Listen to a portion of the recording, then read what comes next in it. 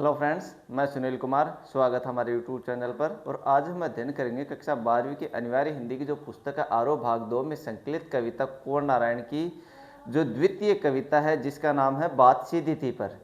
पिछले क्लास में हमने अध्ययन किया था कुंवर नारायण की प्रथम कविता कविता के बहाने, और आज हम अध्ययन करेंगे कुंवर नारायण की द्वितीय कविता जिसका नाम है बात सीधी थी पर। चलिए शुरू करते हैं। बात सीधी थी पर के जो रचयिता है वो कौन है? कुंवर नारायण। यानी कि बात सीधी थी पर कविता की जो रचयिता है वो कौन है? कुंवर नारायण। कुंवर नारायण के जीवन के बारे में पढ़ते हैं। चलिए देखते हैं। बात सीधी थी पर कविता के कवि कुंवर नारायण हैं, जो आधुनिक हिंदी साहित्य के एक प्रमुख कवि हैं। आधुनिक हिंदी साहित्य के एक प्रमुख कवि हैं जिनका जन्म 19 सितंबर 1927 को फैजाबाद कहाँ है? उत्तर प्रदेश में हुआ था। वह तीसरे सप्तक के कवि हैं। यानी कि हिंदी साहित्य में अभी तक 4 तार सप्तक प्रकाशित हुए, जिसमें चारों थे। पहला था तार सप्तक, दूसरा था द्वितीय तार सप्तक, तृतीय तार सप्तक और चतुर्थ तार सप्तक है। जो कुंवर नारायण है वो तीसरे तार सप्तक के कवि थे। प्रत्येक सप्तक में 7 कवि होते थे और अपनी शहरी संवेदनाओं व चिंतनशील दृष्टिकोण के लिए जाने जाते हैं। कवि इस कविता के माध्यम से यह बताते हैं कि भाषा के प्रयोग में की गई जटिलता के कारण एक सीधी बात भी कैसे उलझ जाती है और भाषा का उद्देश्य सरल और स्पष्ट होना चाहिए।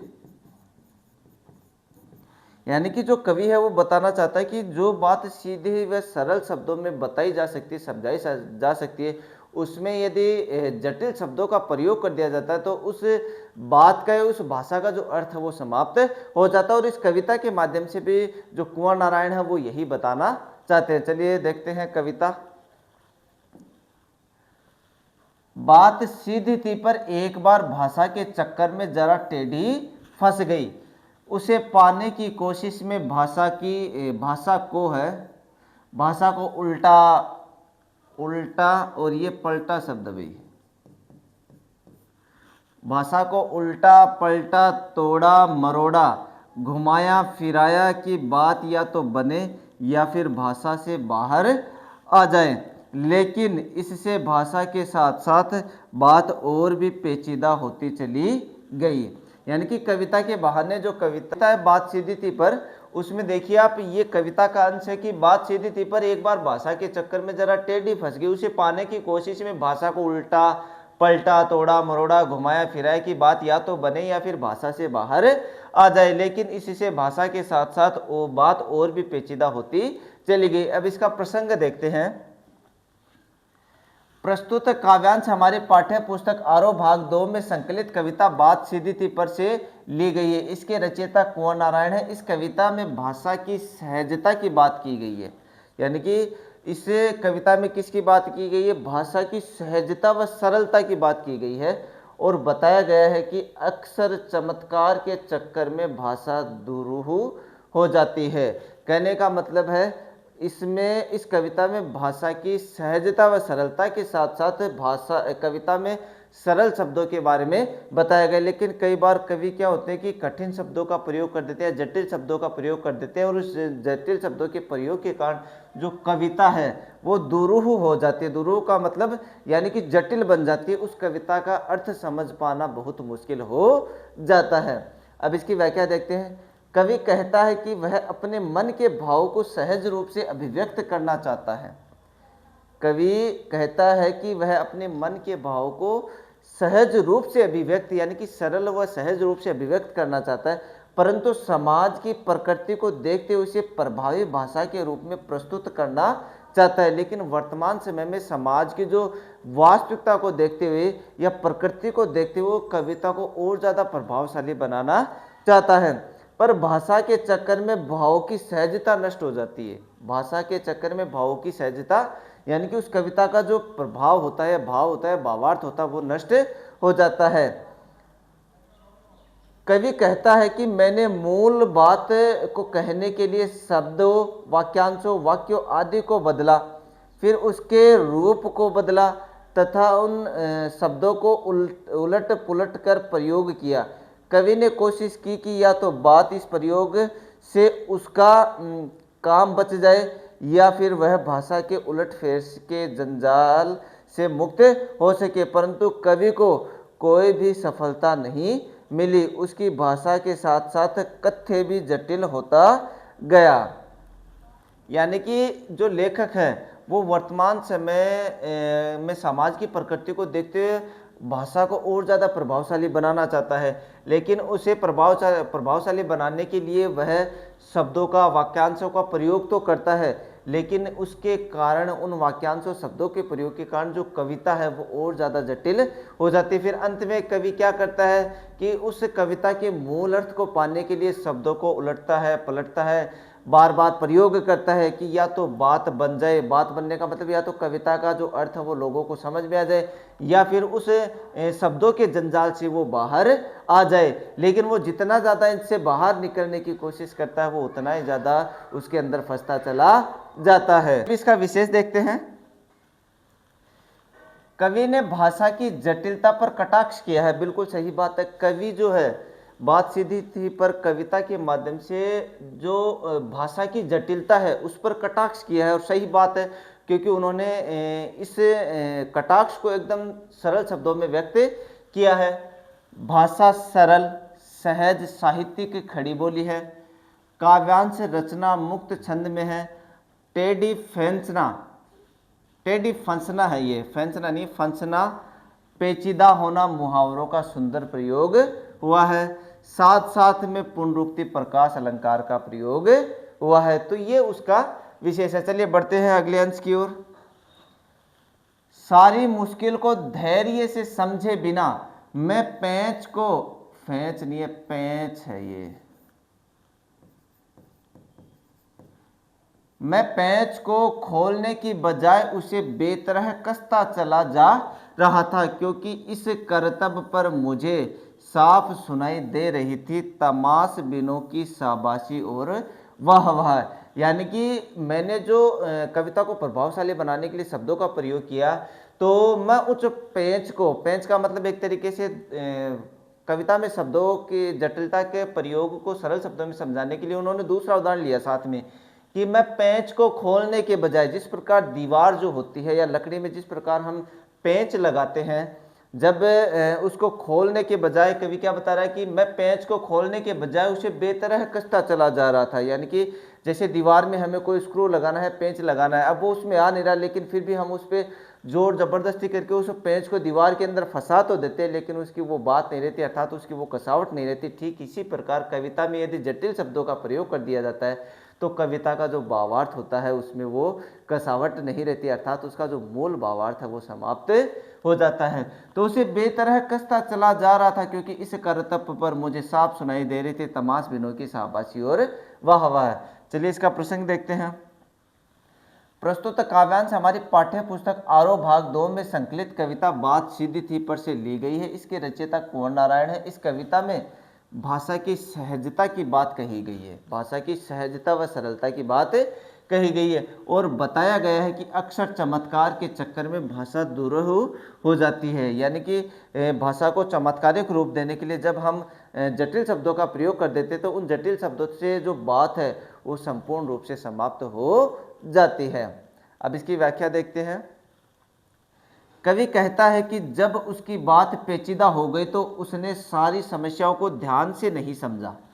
यानी कि पेचीदा हो गई तो उसने सारी समस्याओं को ध्यान से नहीं समझा। हल ढूंढने के बजाय वह अधिक शब्दजाल में फंस गया। बात का पेंच खुलने के स्थान पर टेढ़ा होता गया और कवि उसे अनुचित रूप से कसता चला गया। इससे भाषा और कठिन हो गई। शब्दों के प्रयोग पर दर्शक उसे प्रोत्साहन दे रहे थे, उसकी प्रशंसा कर रहे थे। यानी कि वर्तमान समय में भी जो दर्शक होते हैं, जो पाठक होते हैं, वो इस प्रकार के हो गए कि जब जटिल शब्दों का प्रयोग कर दिया जाता है तो उसे वाहवाही अर्थात तारीफ करते हैं। इसमें कवि को ऐसा लगता है कि जैसे उसकी कविता की प्रशंसा हो रही है, लेकिन वास्तविकता ये है कि कविता का जो अर्थ होता है वो समाप्त हो जाता है। तो वो सारी मुश्किल को धैर्य से समझे बिना, यानी कि शब्दों के जाल को समझे बिना वो और अधिक जटिल शब्दों का प्रयोग करता चला जा रहा था। इससे जो कविता है वो और ज़्यादा पेचीदा होती चली गई। लेकिन इस करतब पर तमाशबिनों यानी कि जो सामने तमाशबिन होते हैं उनके जो वाहवाही है वो उन्हें साफ दिखाई दे रही थी, अर्थात उसकी झूठी प्रशंसाएं की जा रही थी। तो वर्तमान समय में भी ऐसा ही है कि जो कवि होते हैं उनकी जो कविताएं निरर्थक होती है उस पर भी जो तमाशबीन होते हैं अर्थात जो दर्शक होते हैं वो वाहवाही अर्थात झूठी तारीफ करते हैं, लेकिन कविता का जो मूल अर्थ होता है उस मूल अर्थ को कोई नहीं समझ पाता है। तो ये थी इसकी व्याख्या। अब इसका विशेष देखते हैं। कवि धैर्य पूर्वक सरलता से काम करने की सलाह दे रहा है। वाह वाह में पुनरुक्ति प्रकाश अलंकार है। एक चीज ध्यान रखना, आप जहां दो एक जैसे शब्द आ जाए वहां पुनरुक्ति प्रकाश अलंकार होता है। पेंच कसने के बिंब से कवि का कथ्य प्रभावी बना है। बेतरह विशेषण सटीक है। बेतरह का मतलब बुरी तरह से, बेतरह का मतलब क्या होता है, बुरी तरह से कसता चला जाना। करतब शब्द में व्यंग्यात्मकता का भाव निहित है। लोकप्रिय उर्दू शब्दों बेतरह, करतब, तमाशबिन, साफ आदि का सुंदर प्रयोग और मुक्तक छंद का प्रयोग किया गया है। तो ये इसका विशेष है। चलिए बढ़ते हैं अगली व्याख्या की ओर। आखिरकार वही हुआ जिसका मुझे डर था। जोर जबरदस्ती से बात की चूड़ी मर गई। बात की चूड़ी मर गई। चूड़ी मरने का मतलब ये मुहावरा है। चूड़ी मरने का मतलब बात का निरर्थक हो जाना। और वह भाषा में बेकार घूमने लगी। हार कर मैंने उसे कील की तरह उसी जगह ठोक दिया। ऊपर से ठीक ठाक पर अंदर से न तो उसमें कसाव था बात ने जो एक शरारती बच्चे की तरह मुझसे खेल रही थी। मुझे पसीना पोंछते देखकर पूछा, क्या तुमने भाषा को सहूलियत से बरतना कभी नहीं सीखा? यानी कि क्या तुमने भाषा को सहूलियत से बरतना कभी नहीं सीखा? तो इसकी हमें सप्रसंग व्याख्या करनी है। प्रस्तुत काव्यांश हमारी पाठ्य पुस्तक आरोह भाग 2 में संकलित कविता बात सीधी थी पर से ली गई है। इसके रचयिता कुंवर नारायण है। इस कविता में भाषा की सहजता की बात कही गई है और बताया गया है कि चमत्कार के चक्कर में भाषा कैसे दुरूह और अप्रभावी हो जाती है। कवि अपनी बात कहने के लिए बनावटी भाषा का प्रयोग करने लगा। परिणाम वही हुआ जिसका कवि को डर था। जैसे पेंच के साथ जबरदस्ती करने से उसकी चूड़ियां समाप्त हो जाती है, उसी प्रकार शब्दों के जाल में उलझकर कवि की बात का प्रभाव नष्ट हो जाता है। यानी कि एक तो होती है कील, एक होता है पेंच। पेंच में क्या चूड़ियां होती है जो मतलब ये मान लीजिए लकड़ी के अंदर हमें पेंच लगाना है, तो पेंच का काम होता है उस लकड़ी के साथ कसावट बनाए रखना, यानी कि कसावट को बनाए रखना। पेंच के अंदर पेंच जो होता है उसके बाहर चूड़ियां होती है जो जैसे लकड़ी के अंदर जाती है तो लकड़ी से कसावट कर लेती। कील होती है सीधी, उसमें चूड़ियां नहीं होती। कील को तो हथौड़ी से सीधा ठोका जाता है जबकि पेंच को धीरे धीरे कसा जाता है। तो कविता में भी यही बताया गया है कि जब जैसे पेंच के साथ जबरदस्ती करने से उसकी चूड़ियां समाप्त हो जाती है। अब कोई पेंच यदि लकड़ी के अंदर नहीं जा रहा है, यदि उसके साथ जबरदस्ती करेंगे, यानी कि स्क्रू के साथ जो स्क्रू ड्राइवर होता है उसके साथ में यदि उसको जबरदस्ती घुमाएंगे तो उसको कसावट करने की जो चीज़ें होती है जैसे पेंच की जो चूड़ियाँ होती है वो समाप्त हो जाती है। इसी प्रकार कविता में जब दुरूह शब्दों का प्रयोग कर दिया जाता है तो कविता का जो भावार्थ है वो भी समाप्त हो जाता है। उसी प्रकार शब्दों के जाल में उलझकर कवि की बात का प्रभाव भी नष्ट हो जाता है। वह बनावटीपन में खो गई है, उसकी अभिव्यंजना समाप्त हो गई है, यानी कि उसका जो अर्थ है वो समाप्त हो गया। अंत में कवि जब अपनी बात को स्पष्ट नहीं कर सका तो उसने अपनी बात को वहीं पर छोड़ दिया। जैसे पेंच की चूड़ी समाप्त होने पर उसे कील की तरह ठोक दिया जाता है, ऐसी स्थिति में कवि की अभिव्यक्ति बाहरी तौर पर कविता जैसी लगती है परंतु उसमें भाव की गहराई नहीं थी, शब्दों में ताकत नहीं थी, कविता प्रभावहीन हो गई। जब वह अपनी बात स्पष्ट न कर सका तो बात ने शरारती बच्चे के समान पसीना पोंछते कवि से पूछा कि क्या तुमने कभी भाषा को सरलता, सहजता और सुविधा से प्रयोग करना नहीं सीखा? यानी कि जब पेंच की कसावट या चूड़ियाँ समाप्त हो जाती है तो उसे हथौड़े से सीधा ठोक दिया जाता है लकड़ी में। ऊपर से तो वो अच्छी लगती है लेकिन अंदर से उसकी जो कसावट है वो समाप्त हो जाती। ठीक इसी प्रकार कविता में यदि जटिल शब्दों का प्रयोग कर दिया जाता है या फिर उसे चमत्कारिक रूप देने के लिए जटिल या कुछ दुरूह शब्द का प्रयोग कर दिया जाता है, तो वो कविता बाहर से तो वैसी कविता की जैसी दिखाई देती है, लेकिन कविता का जो भावार्थ होता है, कविता का जो मूल अर्थ होता है वो समाप्त हो जाता है। दिखने में अच्छी लगती है लेकिन उसका जो उद्देश्य है वो संपूर्ण रूप से समाप्त हो जाता है। तो कवि भी यही बताना चाहता है कि कविता को प्रभावशाली बनाने के चक्कर में यदि जटिल शब्दों का प्रयोग कर दिया जाता है तो कविता का जो मूल अर्थ है, कविता का जो भावार्थ है वो समाप्त हो जाता है। ये थी कविता। अब बढ़ते हैं इसके महत्वपूर्ण प्रश्नों के बारे में। उससे पहले ये विशेष हो रहा है, विशेष देखते हैं। कवि ने कविताओं के आडंबरपूर्ण भाषा पर व्यंग्य किया। बिल्कुल सही है। कवि जो है वो बताना चाहता है कि कविता में जटिल शब्दों या आडंबरपूर्ण भाषा का प्रयोग नहीं करना चाहिए, व्यंग्य किया है। बात का मानवीकरण किया है। कील की तरह, शरारती बच्चे की तरह में उपमा अलंकार है। बिल्कुल सही है। जोर जबरदस्ती, पसीना पोंछते में अनुप्रास व बात की चूड़ी में रूपक अलंकार है। कील की तरह ठोंकना भाषा को जबरदस्ती जटिल बनाने का परिचायक है। मुक्त छंद का प्रयोग और काव्यांश में खड़ी बोली का प्रयोग हुआ है। तो ये था इसका विशेष। बात सीधी थी पर कविता की व्याख्या का हमने विश्लेषण किया। अब बात सीधी थी पर कविता के जो महत्वपूर्ण प्रश्न है उसके बारे में चर्चा करते हैं। चलिए, पहला प्रश्न है, भाषा को सहूलियत से बरतने से क्या अभिप्राय है? यानी कि भाषा को सहूलियत से बरतने से जो लाइन आई है, जो पंक्ति आई है, उसका हमें अभिप्राय बताना। तो भाषा को सहूलियत से बरतने का अर्थ है कि अच्छी बात को कहने के लिए और अच्छी कविता बनाने के लिए सही भाषा व सही शब्दों का सही बात अथवा भाव से जुड़ना आवश्यक है, तभी उसे समझने में आसानी होगी।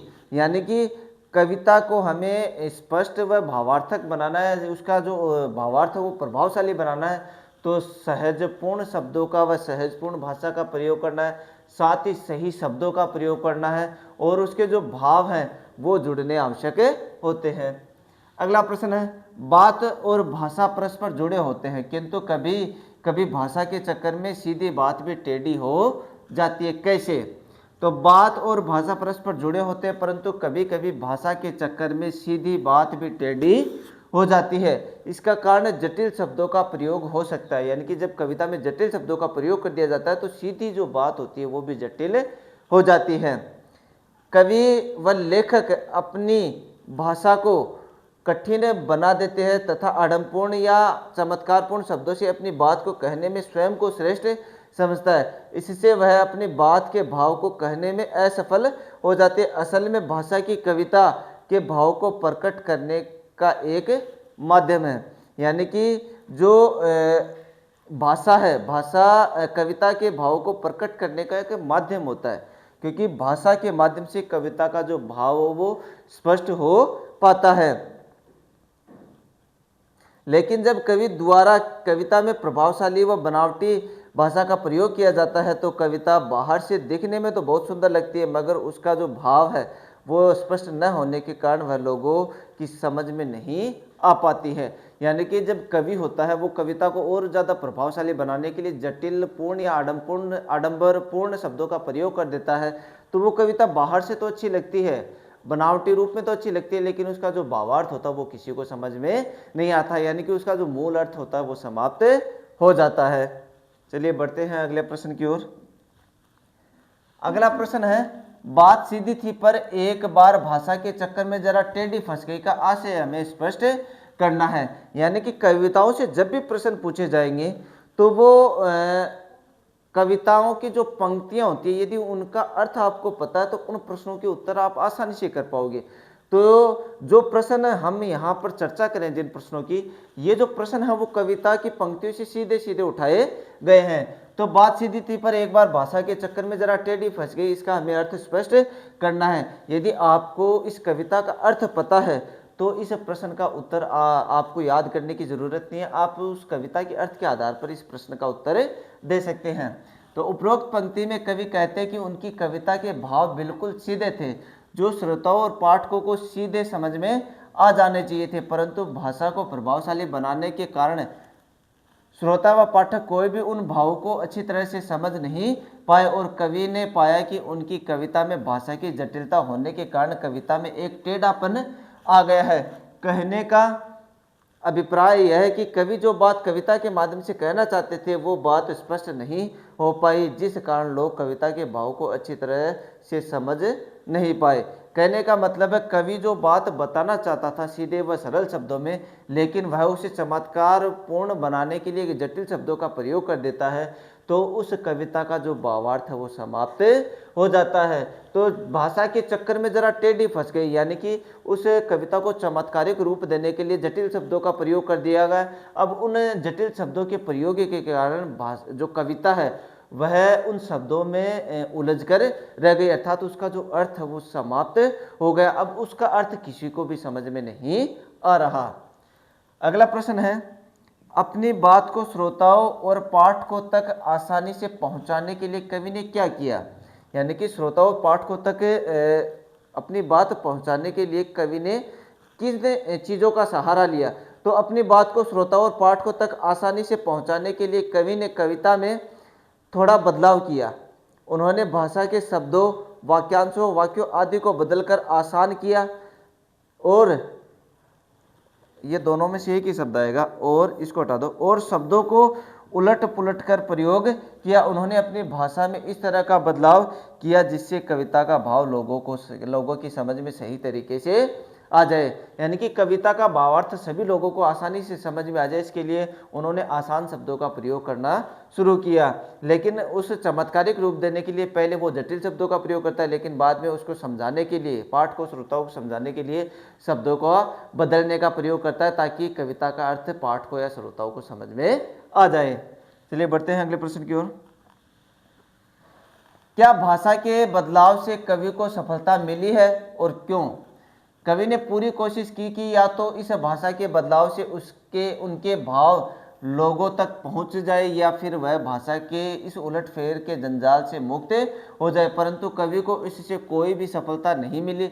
उसकी भाषा के बदलाव के साथ साथ उसकी बात अथवा भाव और भी अधिक जटिल हो गए, अर्थात उन्हें समझना और भी मुश्किल हो गया। यानी कि भाषा के बदलाव से कवि को सफलता मिली, यानी कि भाषा के बदलाव से कवि को सफलता नहीं मिली, बल्कि उस कविता का जो भावार्थ है या कविता और ज़्यादा जटिल होती चली गई। अब श्रोताओं और पाठकों को इसका अर्थ है वो समझ में नहीं आ रहा। अब कवि चाहता है कि या तो वह इस शब्दों के जंजाल से बाहर मुक्त हो जाए, परंतु वह जितनी ज़्यादा इससे बाहर निकलने की कोशिश करता है वह उतना ही ज़्यादा अंदर फंसता चला जाता है, और इस कविता का जो अर्थ है वो समझना और ज़्यादा मुश्किल हो गया। अगला प्रश्न है, कवि का कौन सा डर सच साबित हुआ? जटिल भाषा का प्रयोग करने से दिखने व सुनने में तो कवि की कविता सुंदर तो दिखने लगी, परंतु उसके भाव किसी को भी समझ में नहीं आ रहे थे, और भाव स्पष्ट करने के लिए जब कवि ने जोर जबरदस्ती भाषा में बदलाव किए तो कविता प्रभावहीन व उद्देश्यहीन हो गई और कविता केवल शब्दों के आसपास घूमती नजर आने लगी। कवि का यह डर सच साबित हुआ। यानी कि कवि का जो डर था वो था कि यदि कविता को सुंदर बताने के लिए या दिखाने के लिए जब यदि जटिल शब्दों का प्रयोग कर दिया जाता है तो इन जटिल शब्दों के प्रयोग के कारण कहीं जो कविता का भावार्थ है वो समाप्त न हो जाए, और अंत में होता भी वही है, कविता का जो भावार्थ है वो समाप्त हो जाता है। कविता देखने में तो सुंदर प्रतीत होती है, लेकिन उसका जो अर्थ होता है, उसका जो भावार्थ होता है वो समाप्त हो गया है। अब जो श्रोता और पाठक है, उन श्रोता और पाठकों को उस कविता का न तो भावार्थ समझ में आ रहा है और न ही उस कविता का जो उद्देश्य वो समझ में आ रहा है। चलिए बढ़ते हैं अगले प्रश्न की ओर। अगला प्रश्न है, धैर्य से काम न लेने पर कवि को क्या नुकसान हुआ? कवि के दिए उदाहरण के साथ समझाना है हमें। तो उत्तर देखिए, कवि अपनी सारी समस्या को धीरज से समझे बिना ही हल ढूंढने के बजाय अधिक शब्दों के जाल में फंस गया है। ये फंस गया। बात को पेंच खुलने के स्थान पर बात के पेंच खुलने के स्थान पर और टेढ़ा होता गया और कवि उस पेंच को बुरी तरह कसता चला गया। इससे कवि की भाषा और अधिक जटिल हो गई। इसके लिए कवि ने पेंच का उदाहरण देते हुए समझाया कि जिस तरह दो वस्तुओं को जोड़ने के लिए पेंच में खांचे होते हैं, ताकि वस्तुओं पर पेंच की पकड़ मजबूत हो सके और पेंच को अच्छी तरह से कसने के लिए उसे सही दिशा में घुमाना, ये घुमाना शब्द घुमाना पड़ता है, क्योंकि गलत दिशा में घुमाने से पेंच कसने के बजाय खुलने लगता है और जबरदस्ती कसने की कोशिश करने पर पेंच के खांचे खत्म होकर टूट जाते हैं। कहने का मतलब कविता को चमत्कारिक रूप देने के लिए जब शब्दों का, जटिल शब्दों का प्रयोग किया जाता है तो कविता दिखने में तो अच्छी लगती है, लेकिन उसका जो अर्थ है वो समाप्त हो जाता है। ठीक उसी प्रकार जिस प्रकार पेंच होता है, पेंच को जब लकड़ी में कसा जाता है, यदि उसकी चूड़ियाँ सही है और आसानी से धीरे धीरे कस रहे हैं, तब तो जो पेंच की चूड़ियाँ होती हैं वो लकड़ी के साथ कसावट स्थापित कर लेती है, यानी कि वो उस पेंच का उस लकड़ी पर स्थापित्य हो जाता है, यानी कि पकड़ मजबूत हो जाती है। लेकिन यदि उस पेंच को जबरदस्ती उस लकड़ी के अंदर घुसाने का प्रयास करेंगे तो पेंच की चूड़ियाँ मर जाती है और फिर उसे अंत में हथौड़े से कील की तरह ठोक दिया जाता है। ठीक इसी प्रकार कविता में प्रभावशाली शब्दों का या जटिल शब्दों का प्रयोग करके कविता को चमत्कारिक रूप तो दे सकते हैं, लेकिन उसका जो अर्थ है, उसका जो भावार्थ उद्देश्य, वो सारा समाप्त हो जाता है और जो श्रोता और पाठक होते हैं उन्हें उस कविता का न तो अर्थ समझ में आता और न ही उद्देश्य समझ में आता है। तो ये था बात सीधी थी पर कविता, जिसके रचयिता थे कुंवर नारायण। कुंवर नारायण की इस कविता के महत्वपूर्ण प्रश्नों के बारे में हमने चर्चा करी कि यदि परीक्षा में प्रश्न पूछे जाते हैं तो उन प्रश्नों का जवाब हमें कैसे देना है, तथा कविताओं के अंश दिए जाते हैं, सब प्रसंग व्याख्या करनी है तो उस सब प्रसंग व्याख्या हमें किस प्रकार से करनी है। आज के लिए इतना ही, मिलते हैं आप लोगों से अगले वीडियो में, तब तक के लिए जय हिंद जय भारत। बस।